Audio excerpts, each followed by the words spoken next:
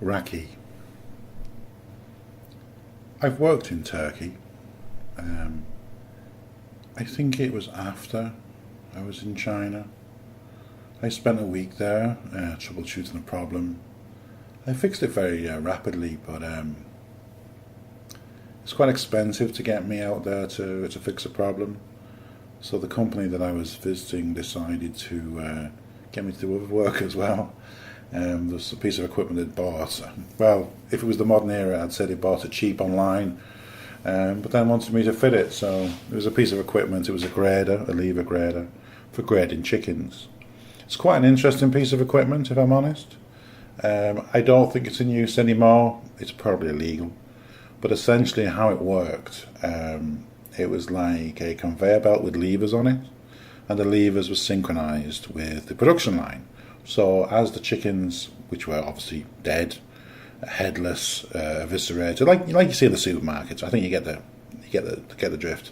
It's on a shackle, so it's hanging down and going along the factory on these shackles as it goes, and usually at quite a height as well. And this device will be below that. I'm probably not explaining this very well, but anyway, it was like a conveyor that wrapped around itself, and these levers were in sync with each of these shackles. So you would have operators, I don't know, between 5 and 10 operators on stools, and they'd be sitting in front of this lever grader. So they'd look at the chicken, and then they'd adjust the lever. So as the chickens were going past, and believe me, they went past at a hell of a rate of knots, they would instantly work out, is the A, B, C, what's the grade? And the different lever positions would determine what the grade was of that chicken. It was incredibly hard work, and to be honest, it's something that humans shouldn't have been doing, but humans were particularly good at. There was a few downsides. If the production line suddenly jammed due to a failure, it was quite common for all the operators sitting on their high chairs to fall off the chairs. It was quite a mesmerising experience, and I couldn't do it for longer than about 15 or 20 seconds.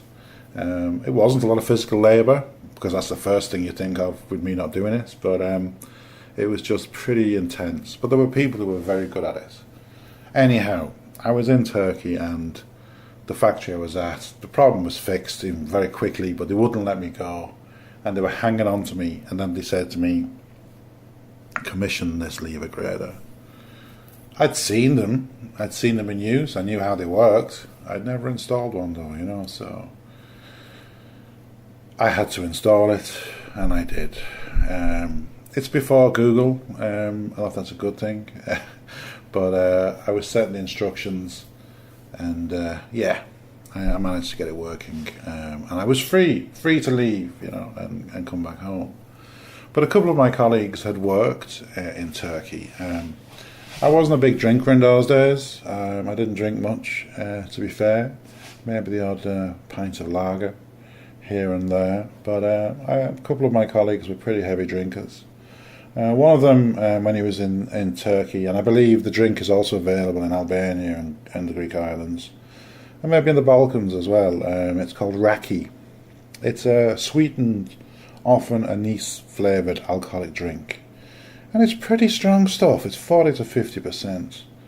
So one of my colleagues had somehow managed to drink a load of this, but he got over it. He'd had the hangover. He sobered up, and he was due to catch a flight. And when he was in the airport before catching the flight, and he was perfectly sober at this stage, and this is certainly the story that he was telling me, but he drank a glass of water or a bottle of water. And apparently there was one of the unique properties about Raki is that it can crystallise in your stomach, and shall we say, you don't get the hit of the alcohol, but it's lying in wait. And as soon as he drank a bottle of water, just before he was to board a flight, he got extremely drunk. The Raki had bitten back. He suddenly went from stone cold sober to paralytic. And it was touch and go whether they'd let him on the plane. My understanding is they did, but probably they knew the score with the Raki. And another one of my colleagues, pretty much the same MO, but slightly different. He'd been on the Raki as well, and managed to get himself so drunk he was unconscious and was rushed to hospital. Don't panic, he was fine, he survived. But apparently when he was in the hospital, the doctors sort of laughed at him because this was pretty much a common occurrence, shall we say, with tourists, non-locals. They gave him a shot of vitamin K and let him sleep it off.